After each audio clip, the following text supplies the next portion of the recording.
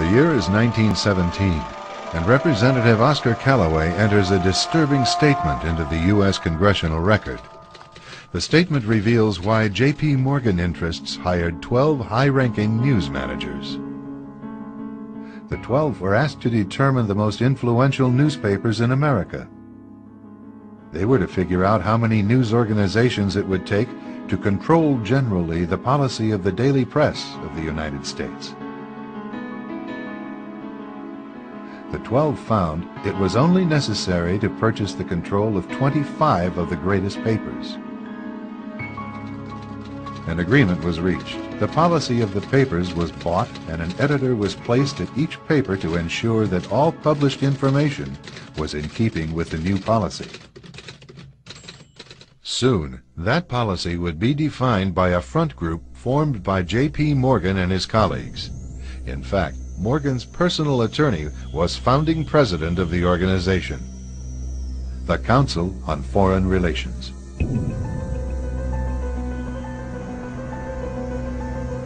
Today, the CFR maintains that its goal is to increase America's understanding of the world. However, the actual objective of this highly exclusive club is revealed by the rare admissions of the insiders themselves. In the early 60s, a Georgetown University professor collects information for a book favorable to the network of powerful men who founded the CFR. For 2 years, Professor Carroll Quigley is allowed to examine the confidential papers and secret records of this network. Quigley reveals that these men aim to create a world system of financial control in private hands, able to dominate the political system of each country and the economy of the world as a whole. In short, they seek total and quiet control of the entire world. And the CFR is their most visible conduit for carrying out that agenda.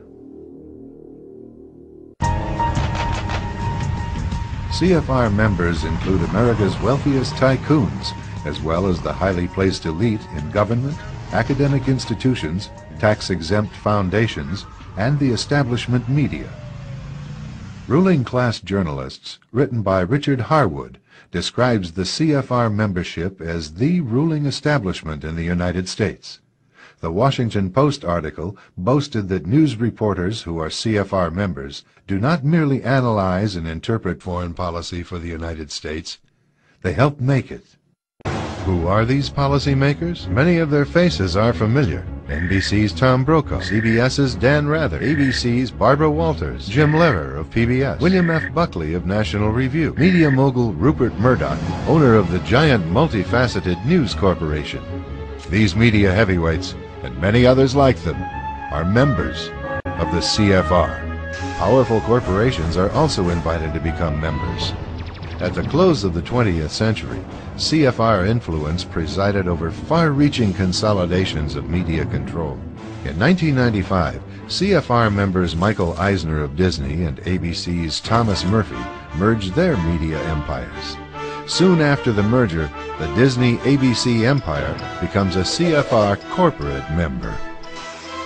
In the year 2000, the world's largest internet service provider, America Online, joins forces with Time Warner, one of the world's largest news organizations. The CEOs favoring the move are CNN's Thomas Johnson and Time Warner's Gerald Levin, both CFR members. Once again, another media giant is created under the shadow of CFR influence. Today, an elite handful of individuals define the agendas that are supported by the empire of establishment news.